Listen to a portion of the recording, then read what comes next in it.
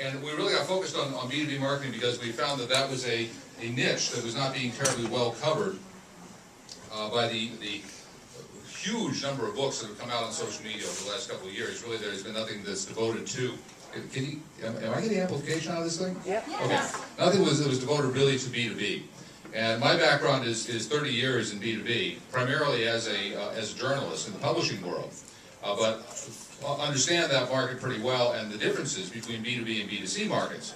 And they're really pretty stark when you look at them.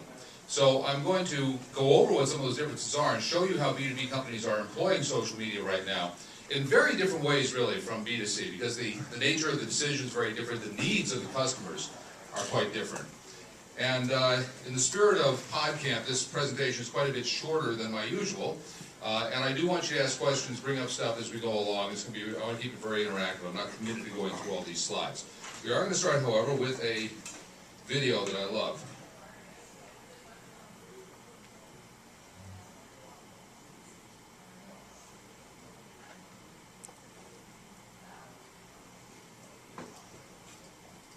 Oh, for goodness sake, it was working a second ago.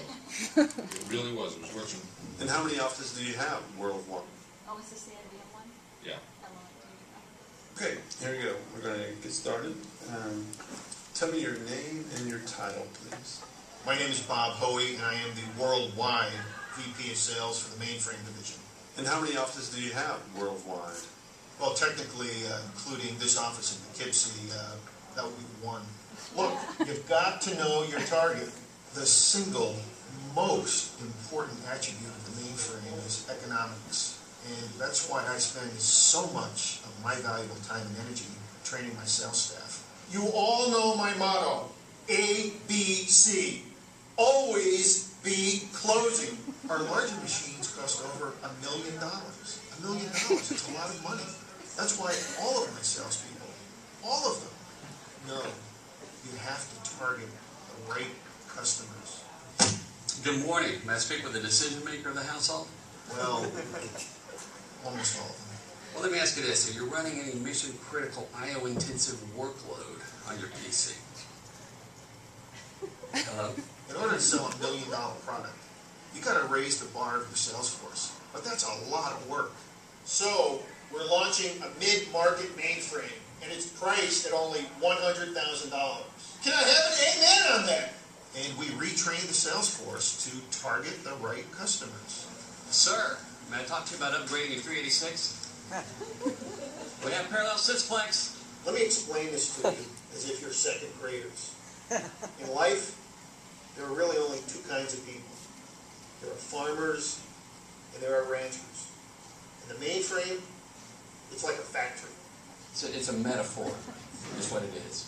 There's farmers and there's ranchers, and then livestock. The mainframe is about really trying to bring all those together under really just one roof. Like a barn. Well, like a barn. The mainframe's about bringing all those together under one roof, such as a barn. Who's seen that video?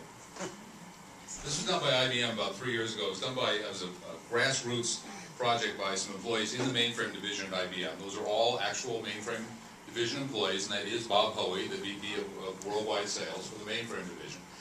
They did a series of 9 videos, and they originally did them for an internal meeting, but somebody put them on YouTube, and they took off like crazy. So their goal really was to increase two things. One is they wanted to increase awareness of the mainframe platform, which had a reputation as being,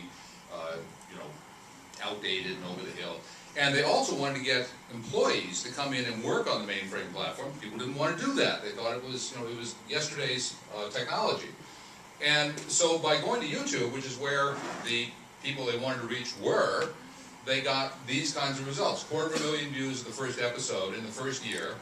The 9 episodes together were over 2 million views last time I checked. All this coverage in other publications. And it was a home run for them. They were held up as a case study by companies like PricewaterhouseCoopers. It was a home run for them. The traffic to their mainframe blog increased 25-fold as a result of this campaign. And this was all done grassroots with handheld video cameras at practically no cost by employees of the mainframe division.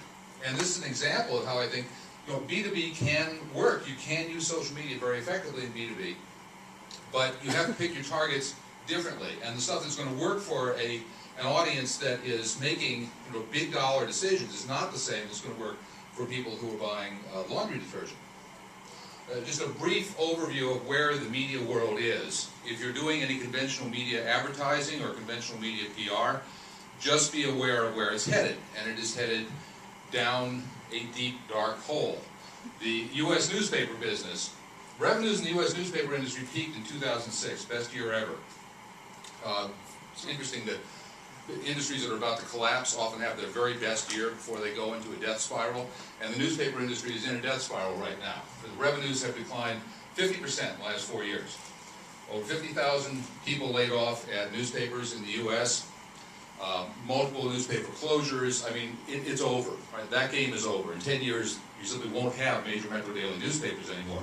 Circulation is at 1963 levels. Adjusted for inflation, the revenues of the industry are at World War II levels. It's going away. So, and it's not just in newspapers this is happening. This is circulation figures for the some of the leading magazines in America. I mean, these are iconic magazines that we all know. Women's Day, Red Book, Playboy, Country Living, National Enquirer, Reader's Digest, all off over 60% in circulation over the last 8 years. TV Guide was sold last year for $1. Business Week was sold this year for $1. Newsweek was just sold for $1. Gourmet Magazine closed last year after 74 years of publication. I mean, this is happening. It's across the board. The problem that these institutions were created to solve, which was lack of information, no longer exists. Right? Does anyone here have a problem with lack of information? No, we have the opposite problem now. And so the growth properties are those that help us to filter and sift and that aggregate that information and target it to our specific needs. And it's something that broad-based media is really not able to do. More fun facts. The average age of a network evening news viewer in the U.S. is now 63. Where is that market in 10 years? Mostly not here anymore.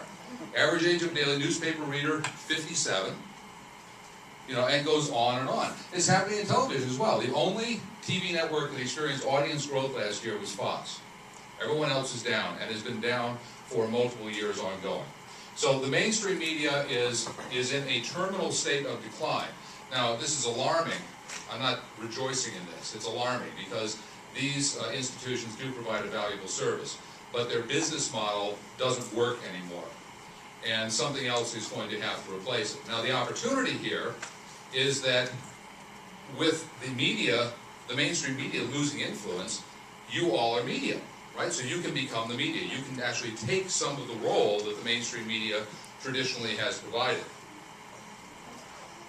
So what the new media landscape looks like, right? We are all penguins, we all have Twitter, and any one of us can influence any other of us or a large number of any other of us, but the issue is not large, right? It's not, as Seth Godin said in one of his books, small is the new big. It's all about targeting, it's all about hitting specific audiences because you can economically do so. 5 years ago, you really could not economically target audiences with the level of granularity that you can now. So, and the power of that is that small, targeted, highly engaged audiences are much more responsive than big audiences. And now you have the tools to know how they are responding at an individual level. And this is where it gets really cool. When you get into some of the analytics and the ROI, you can understand where people are going on your website, how they are responding to you. The collapse of mainstream media and the rise of cheap global platforms like blogs has created a whole new class of influential. And this is one example. Bruce Schneier, who is a security expert, computer security expert. These are some stats from Bruce's blog. 73,000 visits a month with Alexa, that should be Alexa, not Alexis, Alexa ranking in the top 1/800th of all websites worldwide, 850,000 inbound links. New York Times citations 115, Computer World 146, Information Week 89, goes on and on. 150,000 subscribers to his newsletter. And he does it all by himself. all by himself. These are numbers that magazines, would consider to be desirable. And Bruce does it all by himself because the tools are so powerful and so easy to use now. You can be very, very productive using the new breed of tools. And this guy is, by the way, if you're in PR, is this guy media? What do you think? I mean, what do you think? Is he media? Yeah. He's a computer security expert, right? He gives speeches on computer security. He consults. Absolutely. Yeah. I mean, if he can affect your business, then he's relevant. With that kind of reach, that's someone you'd want to pitch, definitely. Right, but what do you think the interaction is like with Bruce Schneier compared to a 25-year-old reporter at InfoWorld? A little deeper. He's probably written books about your industry, right, about your market. Bloggers are actually it's interesting. Blogger relations is very different from media relations in some aspects. I encourage PR people to think of bloggers as media now because they have the same dynamics of influence exist in their world, but they interact very differently. For one thing, they tend to be very passionate and very knowledgeable. So the discussions that you're going to have with them are going to be at a deeper level than those you would have with a junior reporter. They don't know the rules, right? The rules of how we play games, about what gets disclosed, or exclusives, or semi-exclusives. They are mainly interested in the content. They are motivated by that. It's not their job to do what they do. They do it because it is their passion. They are very collegial. They share like crazy. So this dynamic you get with reporters with, I got to get the scoop, I got to leg up on the other guy, you really don't see that with bloggers. They're quite happy to have group meetings with other bloggers because they are motivated by the information. The people that you have to bring into the discussion, for the most part, are your technical people, the people with a much deeper level of knowledge. So just bringing the marketing director out for a road show, that person is going to be eaten alive by Bruce Schneier, unless he or she has a deep level of technical background. Bruce is going to ask a lot of tough questions.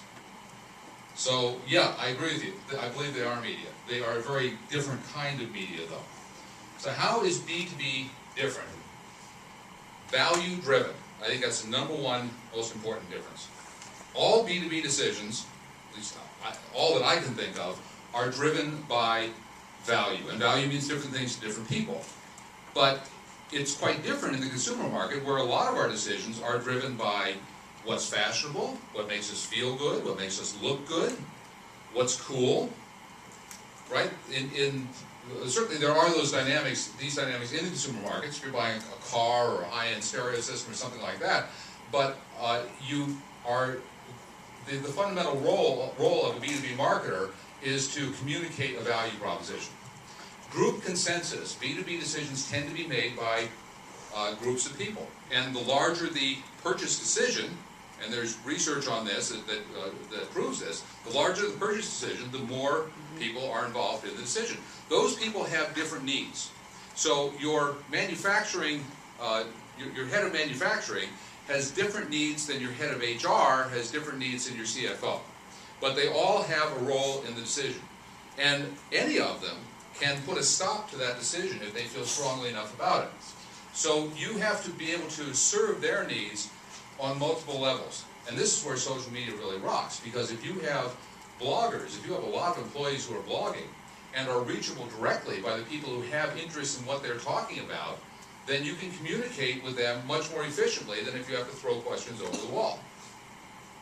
Many more bet the business decisions, right? FedEx just chose the supplier for 1,500 of its trucks of hybrid engines, right? Do you suppose that was a bet the business decision? Certainly is a very, very large decision. And FedEx is going to live with that decision for a very long time. So you can bet they spent a lot of time working on it. Long-term relationships, B2B buyers don't like to switch suppliers. It's disruptive, it's messy. They want to be with one supplier for a long time. Yes? Could you go over that bet business again? I didn't get it, I'm sorry. Bet the business means that decisions, there are many more of the decisions that are made in a B2B context have a fundamental impact on the viability of the business. It may not be an issue of whether the business can continue or not, but if you're making a decision about, for example, computing infrastructure, or choosing a manufacturer, a supplier for a fleet of vehicles, that is a very high-ticket decision.